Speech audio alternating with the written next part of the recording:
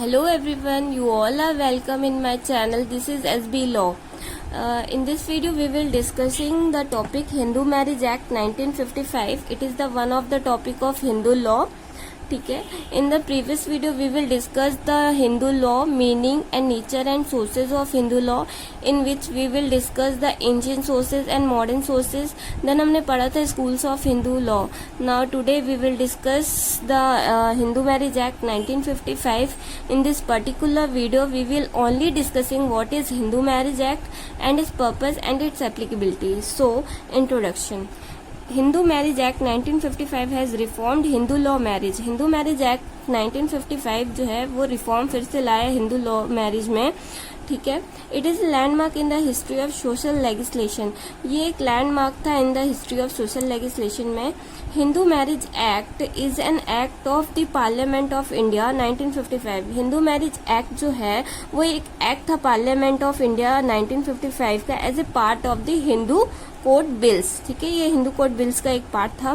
There are three main important important acts were also enacted during this time. That is the Hindu succession act 1956 first one. Second one is the Hindu minority and guardianship act 1956 and third one is the Hindu adoption and maintenance act 1956. ठीक है. अब what is Hindu marriage. Hindu marriage क्या है. Marriage is a sacred institution. Marriage जो है एक sacred institution है. It is the very foundation of a stable family and civilise society. ये एक फाउंडेशन है, एक स्थिर परिवार और सभ्य समाज का फाउंडेशन है. ठीक है. It is a foundation of stable family and civilise society. Then second one is it is establish by the human society to control and regulate the life of man. ये स्टेब्लिश करा गया था mens के द्वारा, humans के द्वारा, for the society में to control and regulate the life of man. मतलब कि लाइफ जो मैन जो ह्यूमंस हैं उनकी लाइफ कंट्रोल कर सके, सोसाइटी में रेगुलेट कर सके अपनी लाइफ को आगे बढ़ाने के लिए. ठीक है. It is the family that children learn to become citizens. It is a family that children learn about relationships. ठीक है. ये एक फैमिली की तरह था जिसमें कि चिल्ड्रन जो थे वो लर्न करते थे कि कैसे सिटीजन्स, उनको कैसे बड़ा होना है, कैसे बनना है, कैसे बिहेव करना है सोसाइटी में. ठीक है. It is the family that children learn about relationships, कैसे हैंडल करने हैं, कैसे उनको आगे बढ़ना है. It is in the family that children learn about what is expect of them in the society. इसमें ये बताया गया है कि सोसाइटी उनसे क्या एक्सपेक्ट करती है और कैसे हमें एक्ट करना चाहिए, कैसे हमें होना चाहिए सोसाइटी में, कैसे डील करना चाहिए सोसाइटी में. Family is the traditional idea of marriage consisting one man and one women in A monogamous and permanent relationship. Family जो है एक ट्रेडिशनल आइडिया, मतलब एक ऐसा ट्रेडिशनल मतलब विचार है मैरिज का जो कि कंसिस्ट करता है एक मैन और वन वुमेन को इन ए मोनोगैमस और परमानेंट रिलेशनशिप. मोनोगैमस का मतलब है monogamous it means that a married couple have relationship with one person at a time. ठीक है. We need to promote and protect marriage to secure a healthier society. हमें ज़रूरत है कि हम प्रमोट और प्रोटेक्ट कर सके मैरिज को फॉर अ सिक्योर और हेल्थियर सोसाइटी के लिए. Hindu marriage joins two individual for life. Hindu marriage जो है वो ज्वाइंस करती है टू इंडिविजुअल को फॉर अ लाइफ, मतलब पूरी लाइफ के लिए, so that they can pursue, जिससे कि वो फॉलो कर सके धर्म, ड्यूटी को, अपनी ड्यूटी को फॉलो कर सके, अर्थ, पोजेशंस, कर्म, फिजिकल डिजायर्स एंड मोक्ष, अल्टीमेट स्पिरिचुअल रिलीज टुगेदर. ठीक है. It is the union. ये एक यूनियन था दो इंडिविजुअल्स का जो कि रिकॉग्नाइज किया गया था लॉ के द्वारा. ठीक है.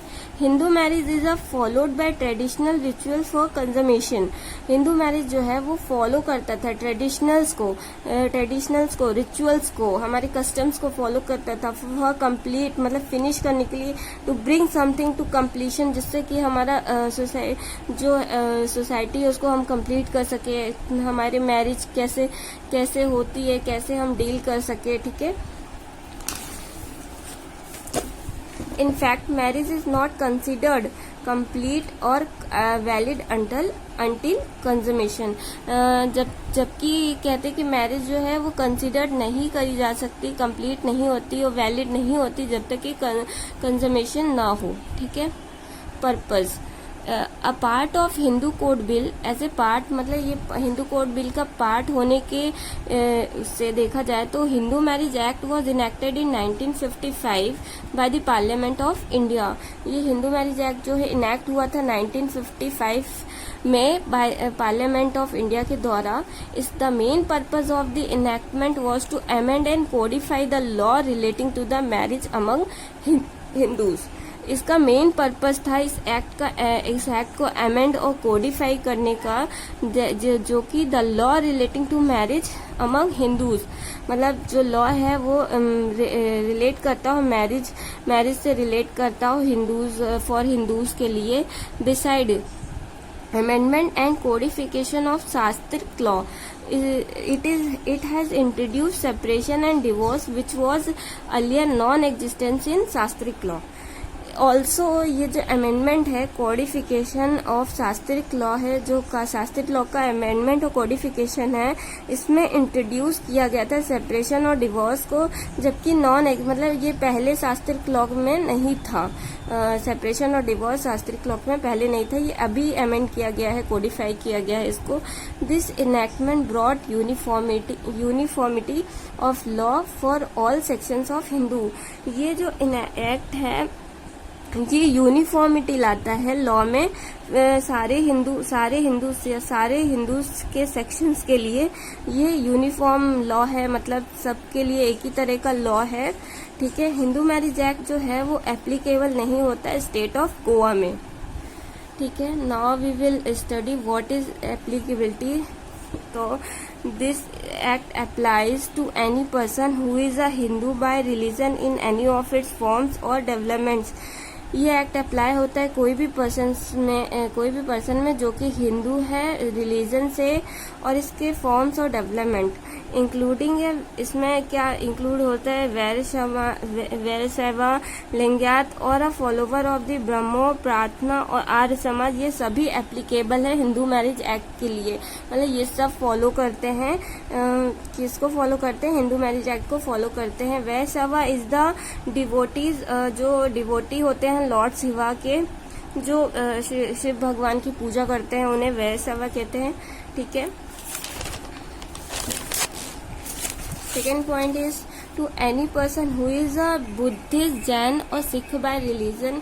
कोई भी पर्सन जो बुद्धिस्ट हो, सिख हो, जैन हो रिलीजन से, और ये एप्लीकेबल होते हैं हिंदू मैरिज एक्ट के लिए। और जो कोई भी पर्सन इस टेरिटरी को बिलोंग करता हो वो इस एक्ट के अंदर आते हैं। Extend who is not a Muslim, मतलब जो और कोई जो मुस्लिम, क्रिश्चियन, पारसी और ज्यू जो रिलीजन्स है वो एप्लीकेबल नहीं होते हिंदू मैरिज एक्ट के लिए।